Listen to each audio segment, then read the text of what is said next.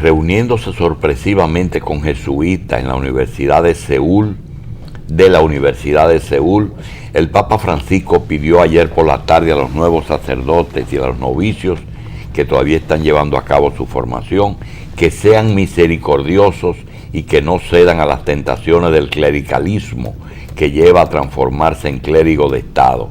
Palabras que reflejan el contenido del encuentro entre el Papa y los obispos. Gracias a la transcripción del padre jesuita Antonio Espárrafo, director de la revista católica, que estuvo presente. El discurso no fue publicado por la sala de prensa vaticana.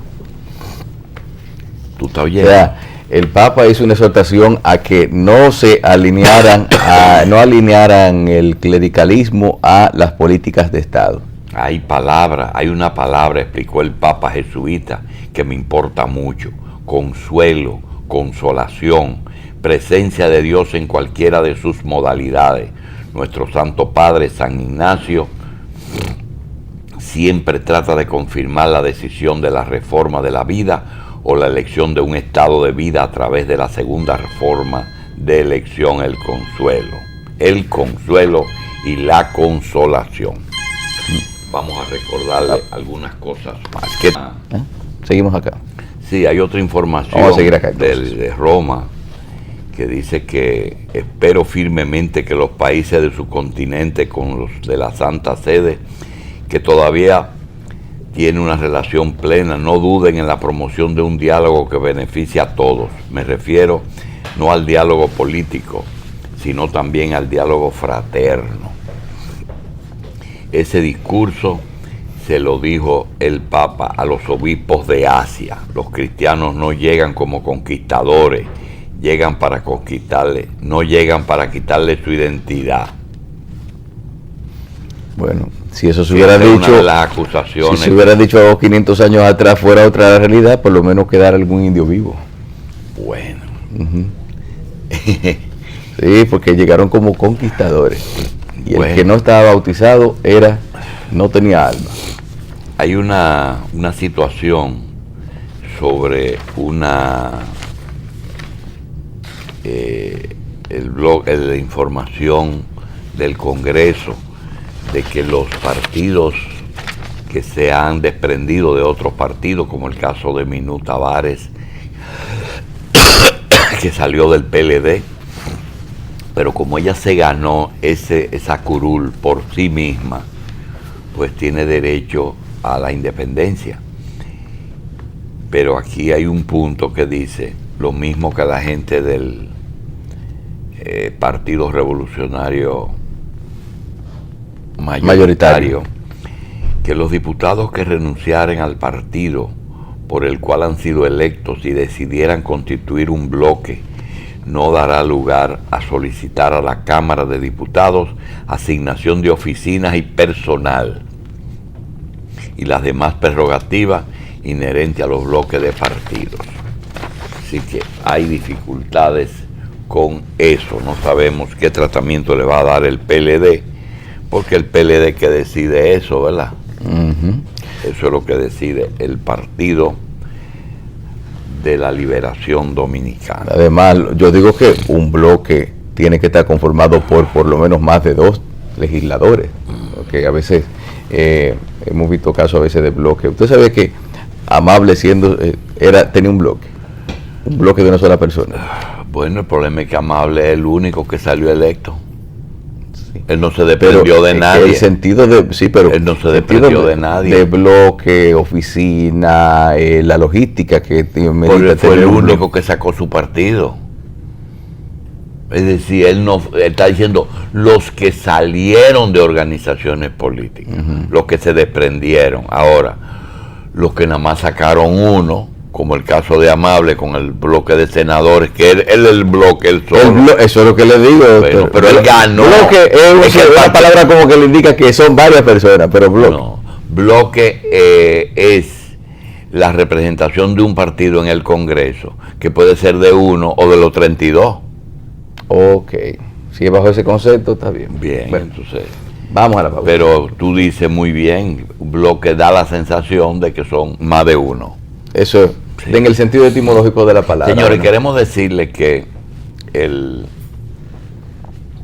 después de la pausa vamos a hacer un comentario sobre una situación que está pasando aquí, y es la cantidad de mentiras que se están convirtiendo en verdad, la cantidad de verdades a medias, y cómo la República Dominicana ha decidido dividir la sociedad entre buenos y malos, dependiendo de lo que a mí me convenga. Hay muchas situaciones aquí que no solamente tienen que ver con personas, sino con instituciones y con bloques, justamente, bloques de la sociedad. Vamos a hacer una pausa. Señores, en la inauguración de la planta de carbón en Baní, en la Catalinita, el presidente Danilo Medina improvisó un discurso que realmente nunca antes un presidente había hablado tanto del tema eléctrico.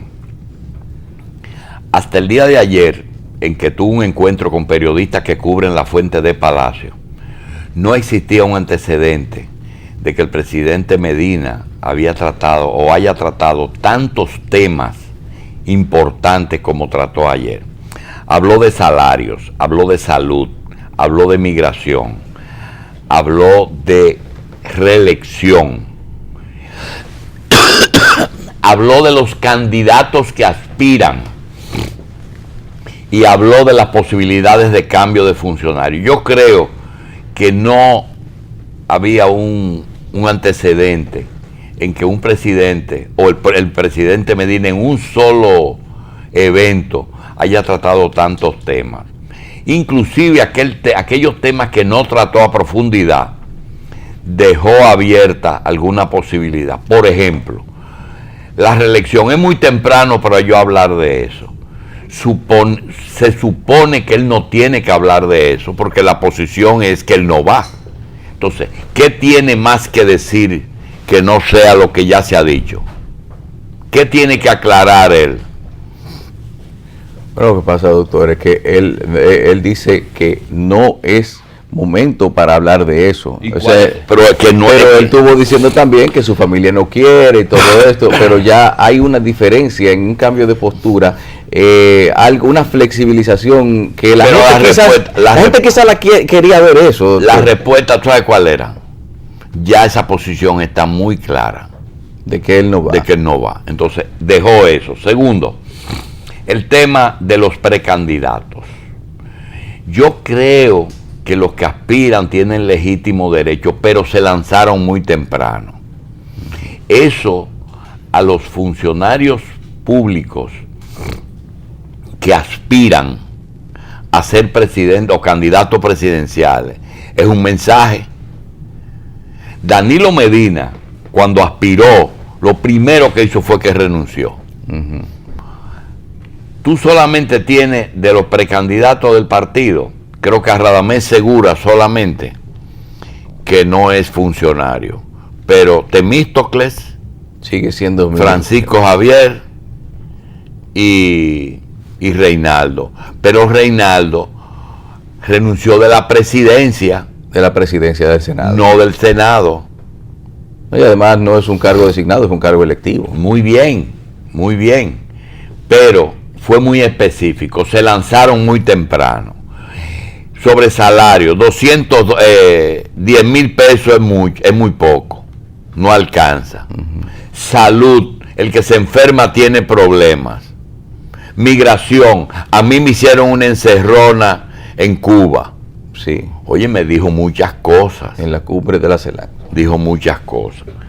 El internet, las plantas están conspirando contra las plantas.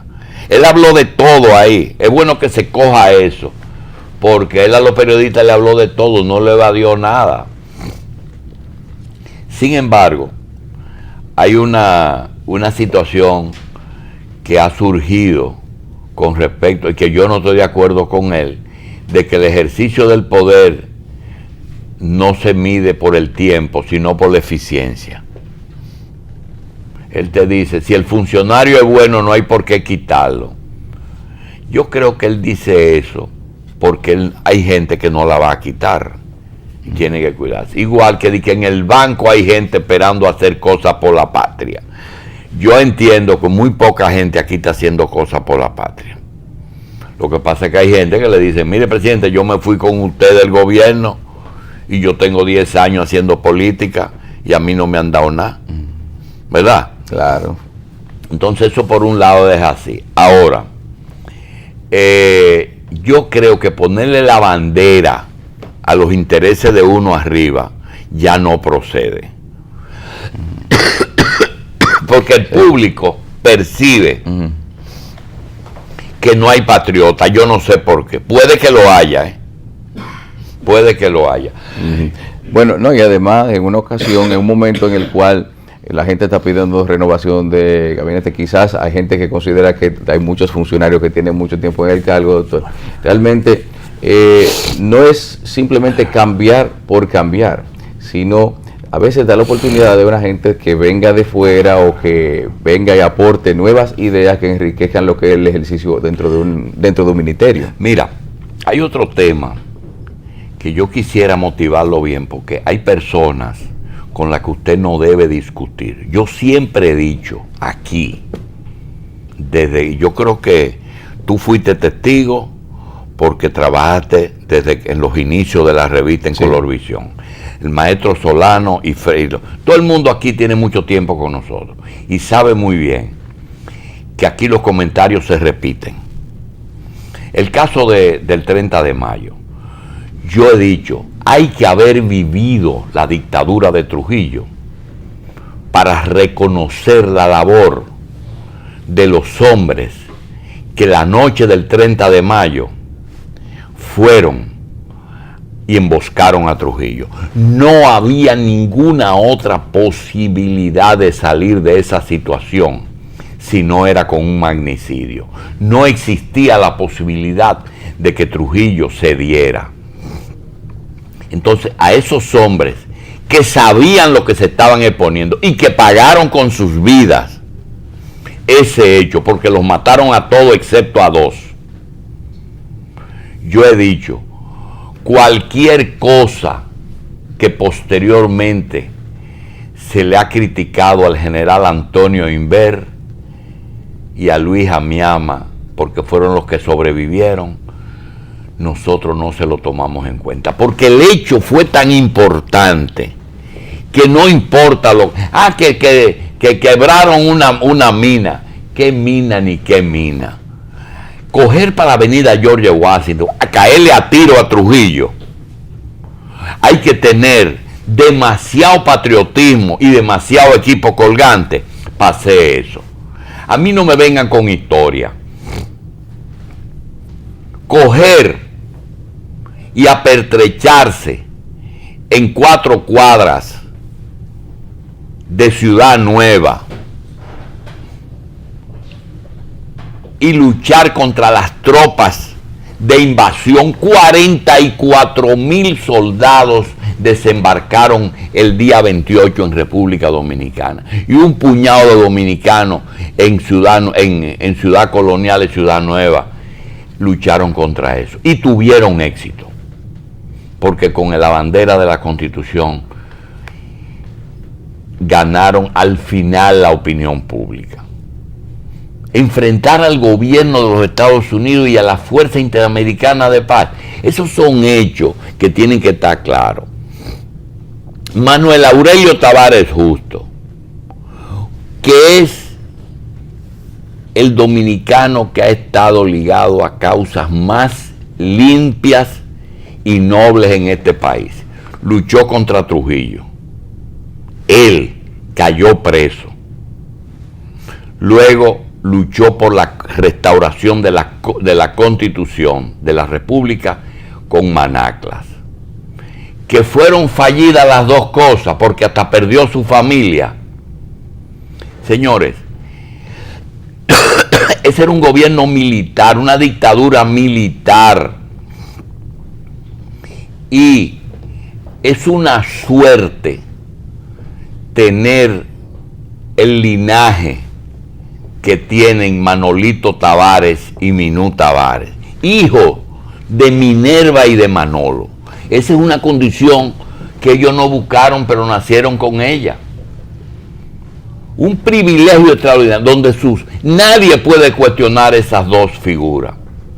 Y siguiendo en esa misma línea, señores, que un grupo de calieses, porque ni siquiera fueron fuerzas regulares de las Fuerzas Armadas Dominicanas, hayan emboscado 3 mujeres y un chofer que iban a ver a sus maridos y las mataran a palo.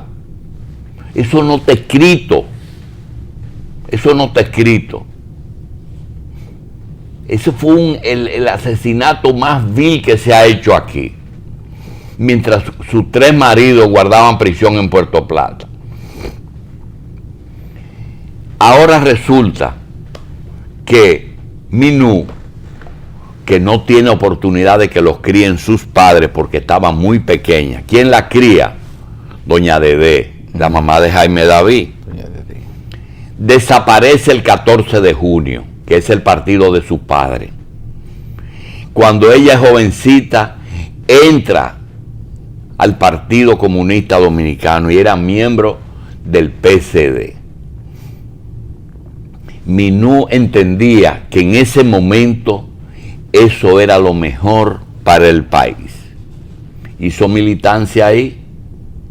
Fue compañera de Orlando Martínez. Minú fue compañera de Orlando Martínez. Luego deciden pasar al gobierno ligeramente de Antonio Guzmán, porque Antonio Guzmán hizo gobernador de Salcedo al papá de Jaime David. Luego entran al Partido de la Liberación Dominicana porque entienden que es lo mejor. Del PCD se va al PLD. Ahí vive el proceso de Bosch, vive el proceso de Leonel, y ahora en el mejor gobierno del PLD, que es el gobierno de Danilo Medina, ella decide renunciar.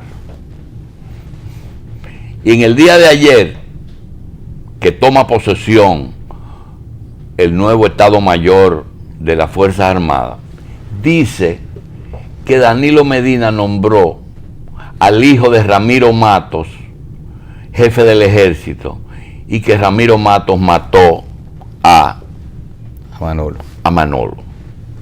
Yo quiero decirle algo a Minú.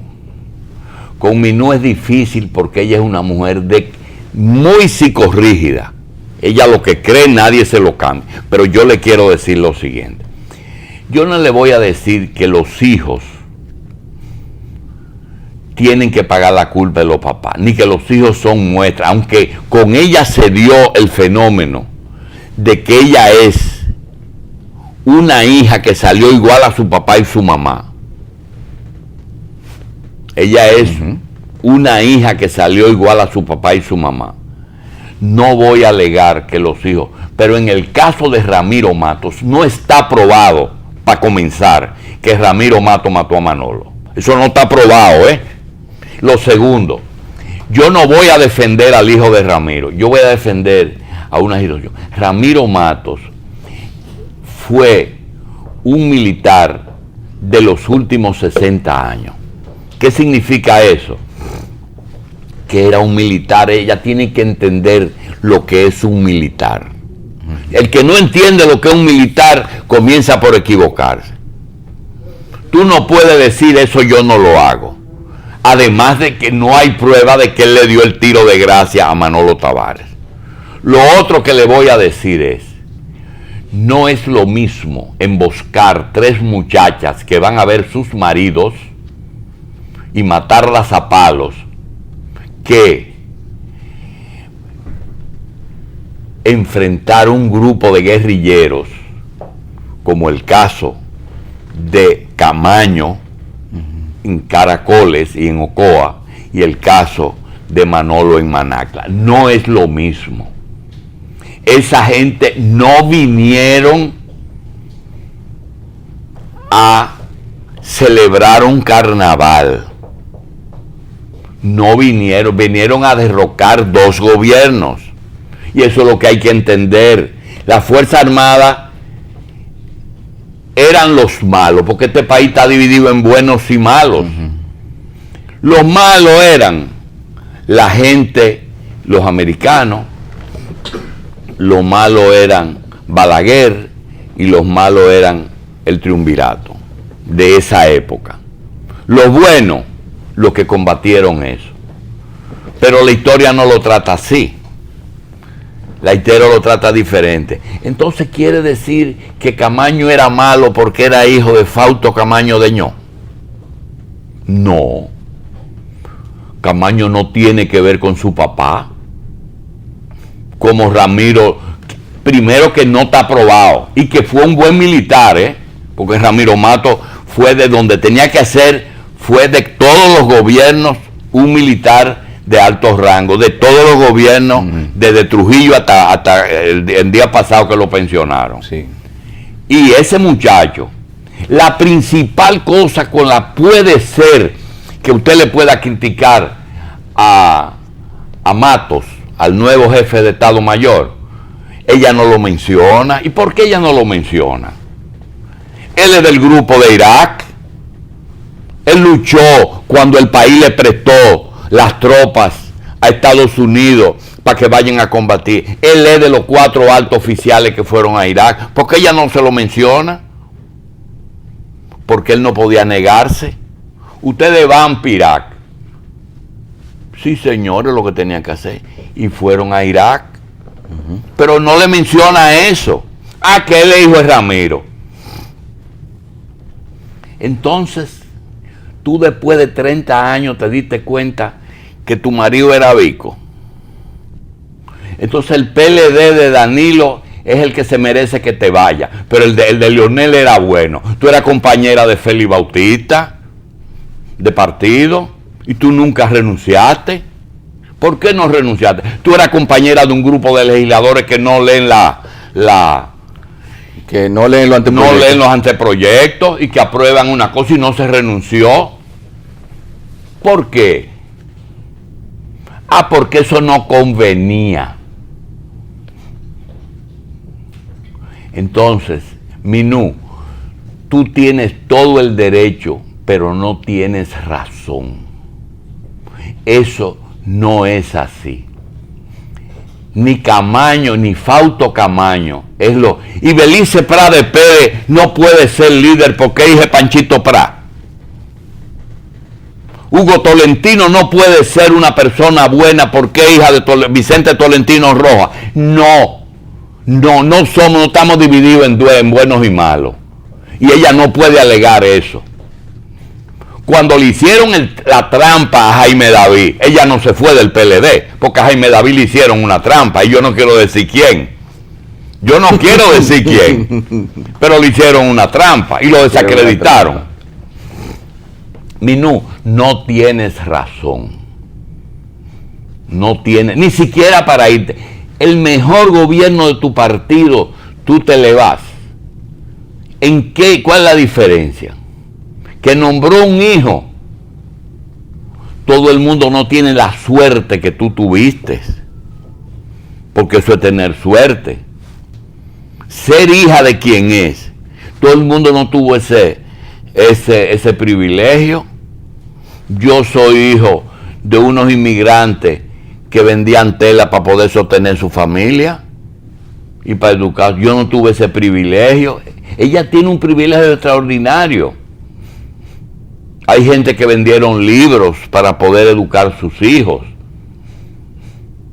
Entonces, no tienes razón en lo que está alegando. Y el gobierno no puede ceder a eso. Ese joven militar se merece esa posición. Es quizá el oficial más preparado. Ahora, si tú quieres decir que él debió negarse a Irak, háblalo con Hipólito. Y háblalo con Estados Unidos. Porque los proyectos de Estados Unidos del aborto y de los matrimonios homosexuales, eso sí está bien. Lo que ve de Estados Unidos es bueno.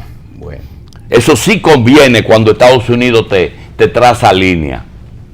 No, en eso no. No tienes razón. definitivamente el gobierno hizo lo que tenía que hacer y fue bueno, fue quizá la mejor elección, eso es todavía más. Y lo de Ramiro no está aprobado tampoco, lo de Ramiro no está aprobado, y no es lo mismo Fausto Camaño que Ramiro Mato, ni es lo mismo Francisco Alberto Camaño que Manolo Tavares, no es lo mismo, hay mucha diferencia. Puede ser como la misma persona, pero dependiendo del escenario, la actitud es lo que hace el evaluador. Sí, pero lo primero que tú tienes que ver es que es un militar. Una persona que recibe órdenes, que no tiene derecho ni a pensar, que no es deliberativo dentro de lo que el sistema castrense dominicano. Pero una cosa es, asesínalo. Entonces si tú tienes que ir ahí, los que fueron a la avenida Radamés y la muchachita esa que escribe pendejada, ¿cómo es? Fernández Domínguez, el hijo de Angelita, tiene razón, asesinaron su abuelito.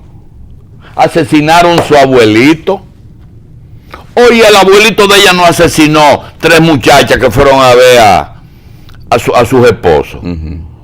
Entonces, eso hay que tener un poquito de cabeza fría para entender. Yo siempre he estado al lado de las mejores causas. Cuando el PLD representaba la esencia de Bosch y de Leonel, entonces Leonel representaba más la esencia que Danilo, y tú le renuncias a Danilo. Danilo es la única esperanza que tiene ese partido para reivindicarse. Y si no, pregúntenle a Leonel, que anda vuelto loco haciendo campaña desde el primer día que es hijo de un ex militar también, precisamente, Leonel. De Wessing. No, Leonel. Sí, pero entonces él no puede ser porque es hijo de Wessing. Y Euclides. Yo supongo que ella no le habla a Euclides, porque Euclides era senador cuando mataron a su mamá.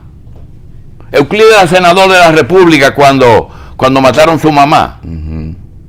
Entonces, eso no es así. Euclides lo que tenía que hacer, él lo hizo en la época en la época que vivió. Porque había que ver qué era la dictadura.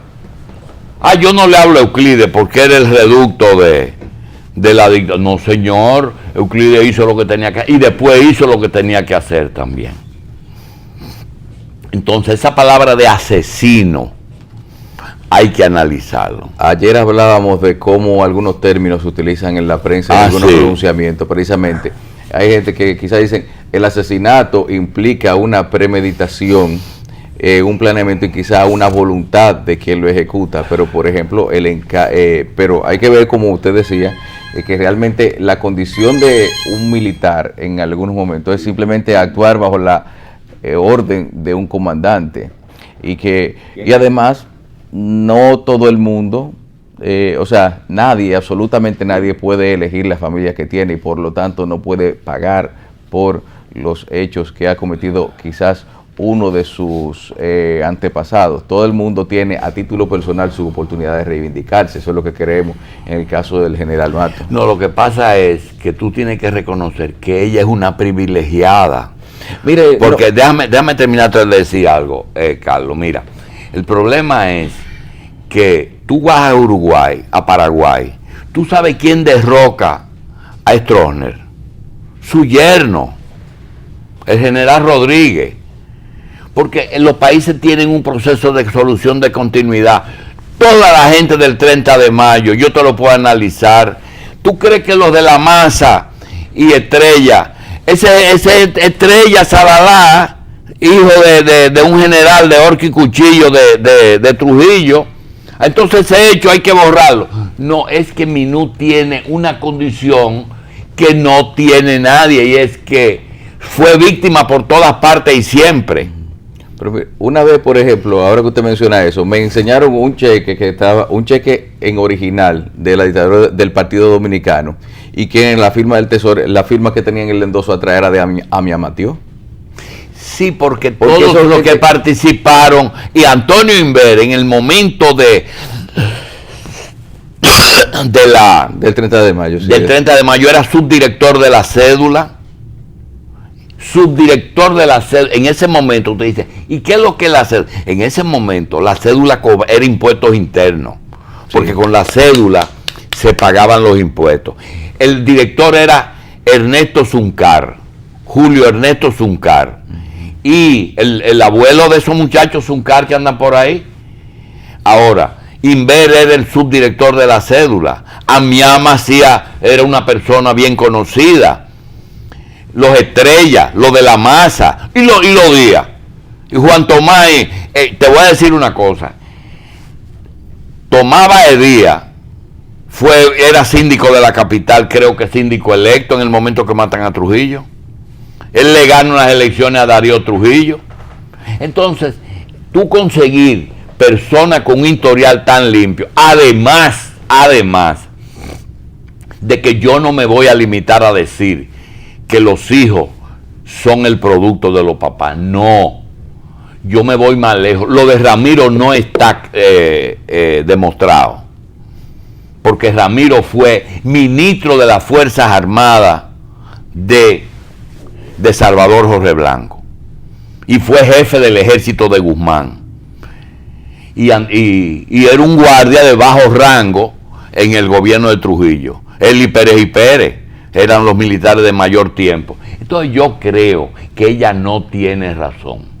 Ahora, tiene autoridad. ¿Por qué? Porque tiene suerte, tuvo suerte. Sus padres, nadie se lo puede señalar. Es que le iba a decir ahorita que es que ella crece también como símbolo o como continuidad del símbolo que representó para la democracia dominicana el haber esos dos padres que tuvo. Mira, el expediente de Orlando Martínez se mantuvo vivo porque Narciso y José Israel mantuvieron en la justicia ese procedimiento y nunca se cayó, siempre lo movían. Yo quiero que ella recuerde que el caso de Orlando, mucha gente se quedó callado porque llegó un momento que no eran de su partido. El caso de Orlando. Entonces, yo creo, y esa es una opinión muy personal, que creo que tengo derecho también a decir, ella puede decir lo que ella quiere, pero el gobierno, que es un gobierno que yo lo tengo miedo, porque es un gobierno temeroso, ay, es verdad que está bien nombrado y se merece el cargo, es más, puede ser hasta secretario, debería ser ministro de la guerra de aquí. Ese muchacho debiera ser ministro de la guerra de aquí. Y si tú le quieres criticar algo, es que él fue a Irak, pero él no podía decir que no. A él lo que no lo pueden obligar a matar a nadie. Denle un tiro de gracia. Pero él no mató a nadie. Y además hay otra cosa, con todo el respeto que merecen nuestros militares. La única gesta de guerra en que ha participado el Ejército Nacional ha sido en Irak. Pero ciertamente, no, de la generación, otra batalla. Con excepción de esos 600 soldados, no hay experiencia bélica. No hay ninguna. Que por cierto, yo creo que el gobierno de los Estados Unidos ni le dio visa, ni le dio una compensación, ni lo declaró veterano de guerra con los beneficios que tienen.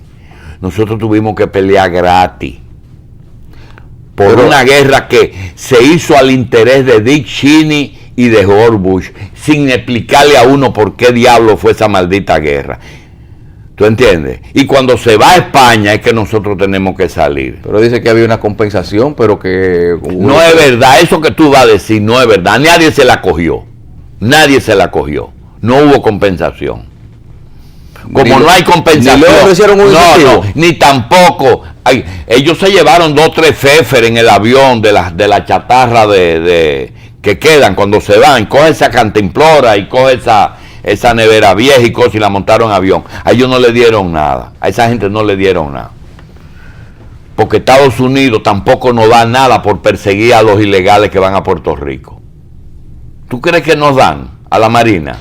Ni el combustible le dan. No, pero yo pensé que era del ministerio de aquí que le iban a dar. Que no le dan nada, lo mandaron para allá. Naturalmente el transporte se lo dio Estados Unidos, porque desde aquí no se puede pelear contra Irak. No. Tuvieron que llevarlo en un avión a España y de ahí a Bagdad fue, sí, a donde sea. Faluya. lo pusieron. Y allá le dieron comida, le daban la ración. Pero eso es todo. Y después un día lo recogieron. Los tiros y las armas también. Claro. A eso sí. Que por cierto le criticaron que se llevaban muy bien con los árabes. No, usted sabe que estaban buscando la explicación. Óyeme, los dominicanos tienen la particularidad. Yo no sé si tú no estabas en la revolución, en las líneas de separación. En el límite de la zona constitucionalista. Sí, los que estaban adentro y afuera hicieron amistad. Pero a un grado de que aquí nacieron muchos niños rubitos también. ¿Cómo? Oh, sí. Yo lo que oí decir es que los dominicanos de la revolución tenían una particularidad, que de 12 a 2 no tiraban un tiro. Entonces ella tiene derecho, pero no tiene razón. Y si era verdad eso, que de 12 a 2 aquí en la revolución no se paraban, había que comer. Ajá. Había que comer. No, está bien. Mire, y lo de los dominicanos en Irak, también uno parte de los éxitos de la misión, doctor. Ahora que usted está por la noche nada más tiraban tiros los americanos, que era que tenían tiros de más. Los de aquí no lo desperdiciaban. Ajá. Tú nada más ibas a los tableteos por la noche. Pero mire, que lo que le decía es que los dominicanos, quizás por su misma condición, es que los iraquíes, la población no lo percibía muy como extraño por el asunto de que era más o menos su color de piel, sus facciones parecidas en algunos casos, que no lo veían como el arquetipo del soldado americano. Quizás por eso muchas misiones de patrullaje se le encomendaron a ellos. Bueno, nosotros tenemos que terminar el comentario diciéndote que nosotros no podemos estar dividiendo el país en malos y buenos, y que la historia no se puede cambiar. La historia no se puede cambiar porque usted quiera justificar una posición determinada. Yo creo que estamos llenos de mentiras, pero también tenemos verdades. Pero como dijo un famoso novelista y cineasta cubano en una película negroide preciosa que se hizo en Santiago de Cuba, le dice una niña a su papá, que era un esclavo: papá, ¿qué es lo que es la verdad y qué es lo que es la mentira? Y el papá le dijo: mi hija, óyeme, había 2 niñas y el hombre malo le cortó la cabeza a las 2 niñas y le cambió la cabeza. Las niñas se llamaban, una se llamaba la verdad y otra se llamaba la mentira, con la forma en que hablan los esclavos originarios de Haití, en Santiago de Cuba. Dice, y ahora resulta que uno no sabe quién es la verdad y quién es la mentira. Esto es lo que pasa. Entonces, estamos divididos en buenos, malos e indiferentes, porque a veces la indiferencia es peor que esos hijos de los estrellas Sadalá, de los Díaz, de la Maza. Esa gente eran colaboradores de Trujillo. El teniente Amado García, ¿qué era? Un teniente de la Guardia Presidencial de Trujillo. Y quizás fue el que más ayudó a ubicar a Trujillo. Es un traidor.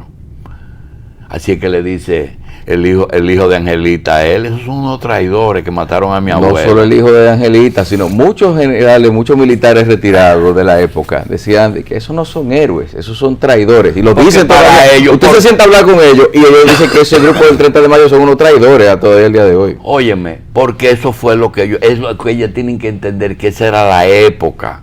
Y ellos llenaron su papel. Ese es el problema. La Guardia de Trujillo hizo su papel.